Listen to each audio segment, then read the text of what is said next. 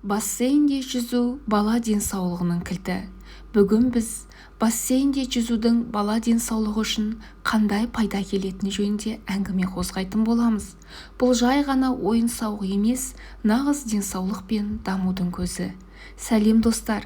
Егер сіз балаңыздың мықты, шымыр әрі ақылды болып өскенін қаласаңыз, дәл қазіргі жаз айларында балаңызды бассейнге беріңіз.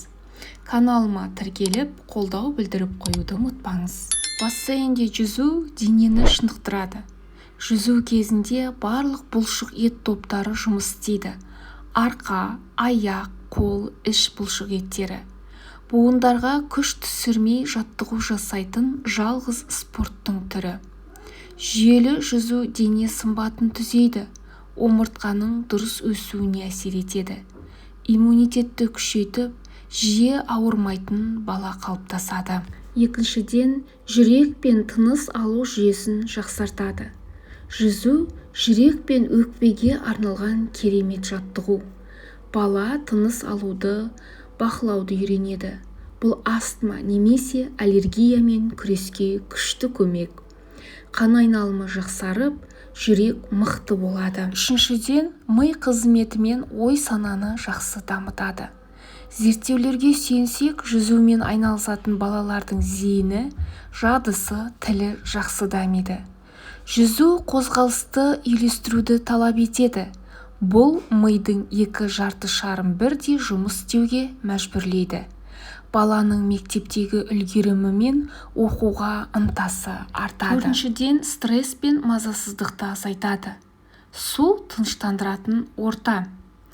Балалар жүзу кезінде эмоциясын шығарып, психологиялық күйзелістен арылады.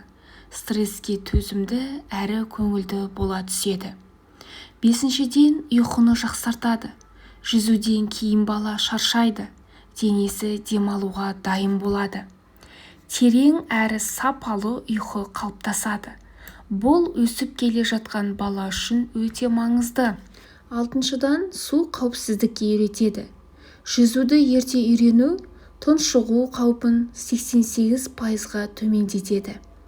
Бала өзін суда сенімді сезінеді және төтенше жағдайларда өзін құтқара алады.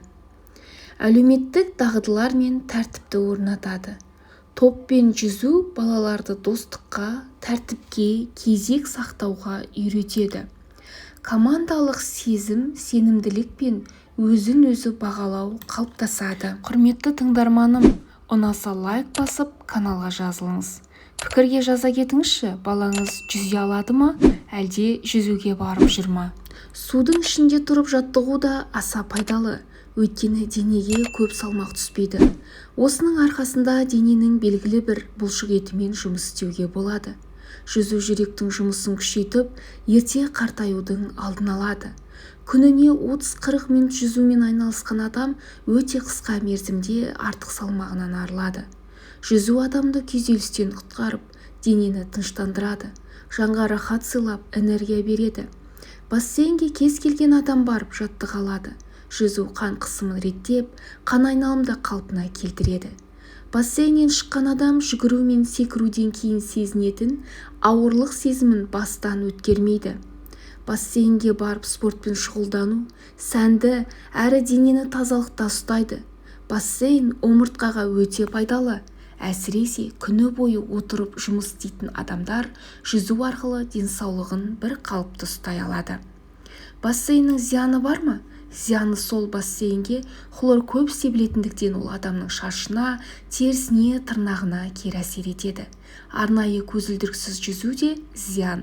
Бассейнге көп адам түсетіндіктен суының қаншалықты жиі ауысып тұратынын сұрап тұрыңыз. Қарапайым және пайдалы ақпараттармен сіздермен бөліскен дәрігер-нутрициолог Айдарбекова Динара.